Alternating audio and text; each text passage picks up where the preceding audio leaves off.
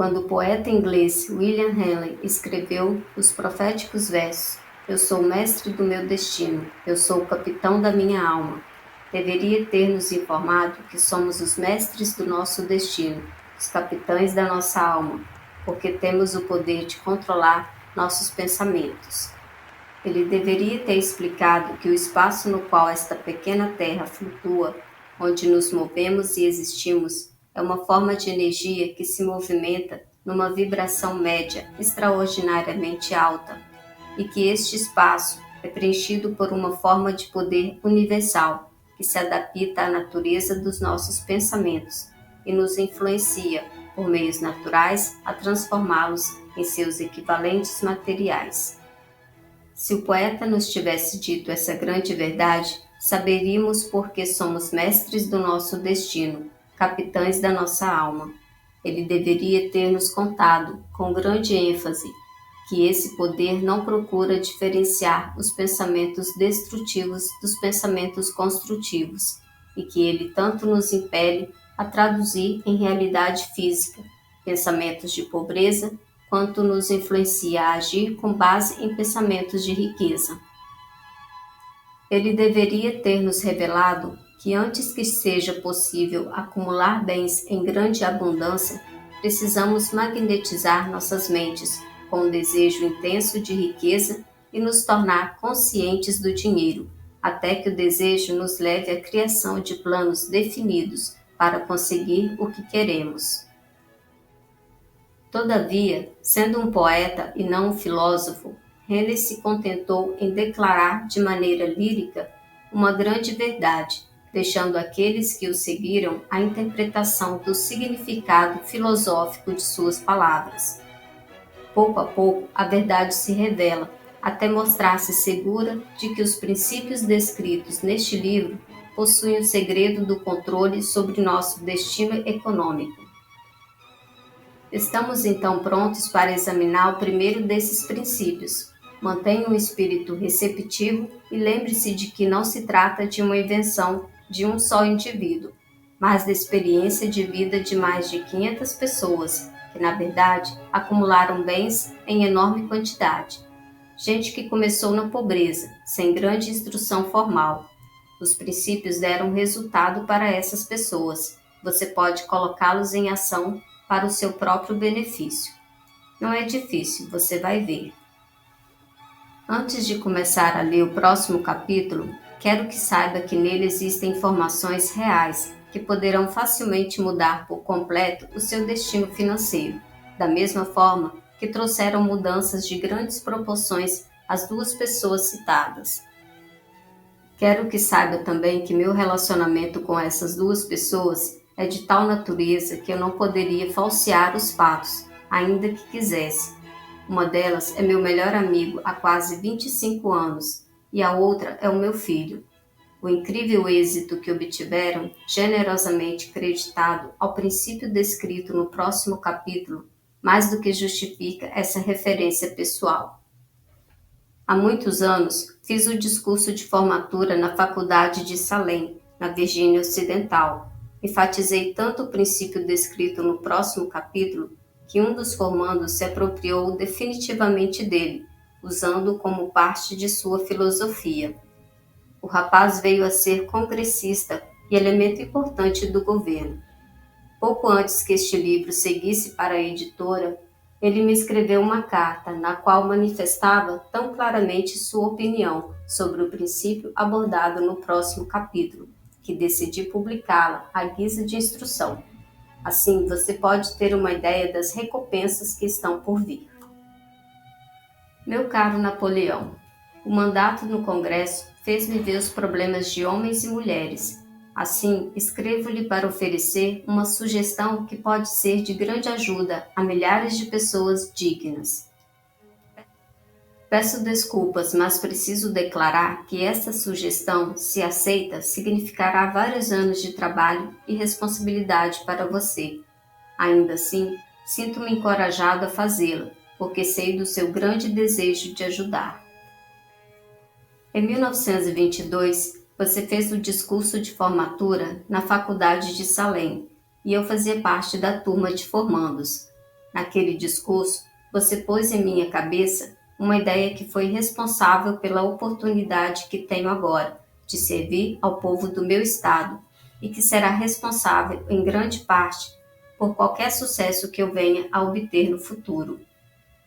A sugestão é no sentido de que você transforme em livro o conteúdo do discurso, fornecendo assim ao povo americano a oportunidade de aproveitar os seus muitos anos de experiência e convívio com as pessoas que, por sua grande grandeza, fizeram dos Estados Unidos a mais rica nação do mundo.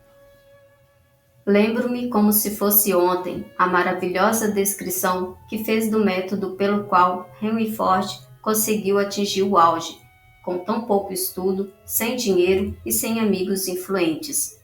Decidi naquele momento, mesmo antes que o seu discurso chegasse ao fim, que encontraria meu lugar, por mais dificuldades que tivesse de ultrapassar. Milhares de jovens se formarão este ano e nos próximos anos, todos à espera de uma mensagem prática de incentivo, como a que recebi de você. Desejarão saber para onde se dirigir, o que fazer para começar a vida. Você pode fazer isso. Tantas foram as pessoas cujos problemas ajudou a resolver. Se houver a possibilidade de tornar ainda melhor o serviço que estará prestando, sugiro que inclua em cada livro um exemplar do seu mapa de análise pessoal, de forma que cada leitor possa beneficiar-se de uma autoanálise que o faça perceber, como você me mostrou anos atrás, exatamente o que impede seu caminho para o sucesso. Um serviço como este, dando aos leitores do seu livro um quadro completo e imparcial de suas falhas e virtudes, significaria para eles a diferença entre sucesso e fracasso, um serviço que não tem preço. Milhões de pessoas estão agora enfrentando o problema de se recuperarem dos anos de depressão econômica, e falo por experiência própria quando digo que essas pessoas determinadas lhe agradeceriam pela oportunidade de contarem seus problemas e de receberem suas sugestões. Você conhece os problemas daqueles que precisam recomeçar. Existem milhares de pessoas hoje nos Estados Unidos que gostariam de saber como converter ideias em dinheiro. Gente que precisa começar do nada e recuperar suas perdas. Se existe alguém que pode ajudá-las, esse alguém é você. Caso publique o livro, gostaria de receber o primeiro exemplar, autografado. Com meus melhores votos, cordialmente, Jenny Randolph. Olá, ouvintes! Vou recitá-lo de forma literal o poema de William Ernest Henley, para que vocês possam ter uma compreensão dessa frase enigmática. Vamos lá. Invicto. William Ernest Henley. Da noite escura que me cobre, como uma cova de lado a lado, agradeço a todos os deuses a minha alma invencível. Nas garras ardis das circunstâncias, não titubeei e sequer chorei. Sob os golpes do infortúnio, minha cabeça sangra ainda erguida. Além deste vale de ira e lágrimas, assoma-se o horror das sombras.